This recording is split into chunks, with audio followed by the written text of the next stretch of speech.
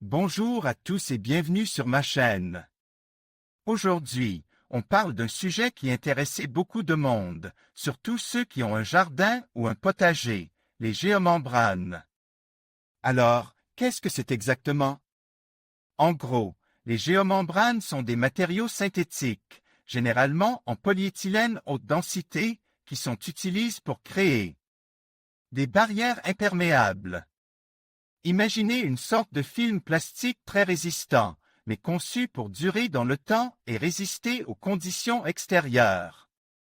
Il existe plusieurs types de géomembranes, chacune avec ses propres caractéristiques et applications.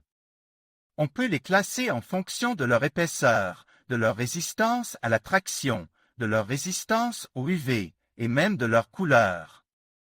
Par exemple, vous avez les géomembranes lisses, qui sont idéales pour les applications simples comme la création de bassins d'eau ou la protection de sol contre l'humidité. Puis, il y a les géomembranes texturées, qui offrent une meilleure adhérence et sont souvent utilisées pour les toitures vertes ou les terrasses. Mais ce qui rend les géomembranes si intéressantes, c'est leur large éventail de propriétés. Elles sont imperméables, ce qui signifie qu'elles empêchent l'eau de passer. Elles sont résistantes à la déchirure et à la perforation, ce qui les rend très durables. Elles sont également résistantes aux produits chimiques et aux rayons UV, ce qui garantit leur longévité. En agriculture privée, les géomembranes ont de nombreuses applications.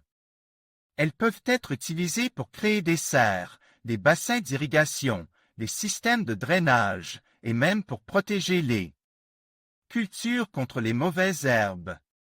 Par exemple, vous pouvez utiliser une géomembrane pour créer un système d'irrigation goutte à goutte. En plaçant la géomembrane sous le sol, vous pouvez diriger l'eau directement aux racines des plantes, réduisant ainsi les pertes par évaporation et optimisant l'utilisation de l'eau. Mais attention, les géomembranes ne sont pas sans inconvénients. Elles peuvent être difficiles à installer, surtout sur des surfaces irrégulières. Elles peuvent également être sensibles aux dommages causés par les animaux ou les objets pointus. En conclusion, les géomembranes sont un matériau polyvalent et efficace pour la protection contre l'humidité dans l'agriculture privée. Elles offrent de nombreux avantages, mais il est important de bien comprendre leurs propriétés et leurs limitations avant de les utiliser. Salut tout le monde et bienvenue sur ma chaîne. Aujourd'hui, on va parler d'un sujet qui intéressait beaucoup de monde, surtout ceux qui ont un jardin ou un potager, les géomembranes. On entend souvent parler des avantages de ce matériau, mais il est important de savoir qu'il y a aussi quelques inconvénients à prendre en compte. Tout d'abord, il faut savoir que les géomembranes ne sont pas éternelles. Elles peuvent se détériorer avec le temps, surtout si elles sont exposées aux rayons UV du soleil. Il faut donc les choisir avec soin et les installer correctement pour maximiser leur durée de vie. Ensuite, les géomembranes peuvent être difficiles à installer, surtout si vous n'avez pas l'habitude de travailler avec ce type de matériaux.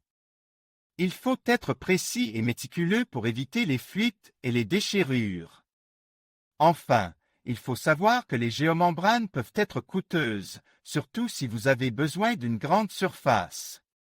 Il est donc important de bien réfléchir à vos besoins et à votre budget avant de vous lancer dans l'achat de géomembranes. Malgré ces inconvénients, les géomembranes restent un matériau très intéressant pour l'agriculture privée. Elles peuvent être utilisées dans de nombreux domaines, comme la création de bassins d'irrigation. Les géomembranes permettent de créer des bassins d'irrigation étanches et durables, ce qui est idéal pour stocker l'eau de pluie ou pour créer un système d'irrigation par goutte à goutte. La protection des cultures. Les géomembranes peuvent être utilisées pour protéger les cultures contre les mauvaises herbes, les insectes et les maladies. Elles permettent également de maintenir l'humidité du sol et de réduire l'évaporation. La création de serres. Les géomembranes peuvent être utilisées pour créer des serres simples et peu coûteuses. Elles permettent de protéger les plantes du froid et du vent, et de créer un microclimat favorable à leur croissance. La construction de terrasses et de murs. Les géomembranes peuvent être utilisées pour créer des terrasses et des murs étanches et résistants. Elles permettent de créer des espaces verts sur des terrains en pente ou en zone humide. L'installation d'une géomembrane n'est pas compliquée, mais il faut respecter certaines étapes pour garantir une installation correcte et durable. Préparation du terrain. Il est important de bien préparer le terrain avant d'installer la géomembrane. Il faut le nettoyer, le niveler et le compacter pour éviter les déformations et les fuites.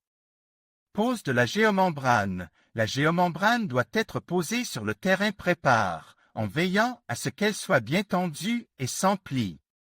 Il est important de prévoir un recouvrement d'au moins 10 cm entre les laies de géomembrane pour éviter les fuites.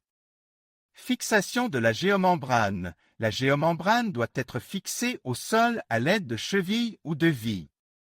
Il est important de choisir des fixations adaptées au type de géomembrane et au terrain.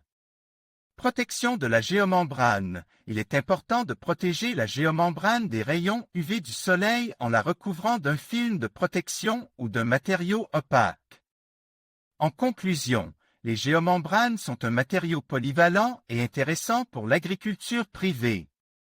Elles permettent de créer des systèmes d'irrigation efficaces, de protéger les cultures et de créer des espaces verts durables. N'hésitez pas à me poser vos questions dans les commentaires et à partager vos expériences avec les géomembranes. À bientôt pour une nouvelle vidéo.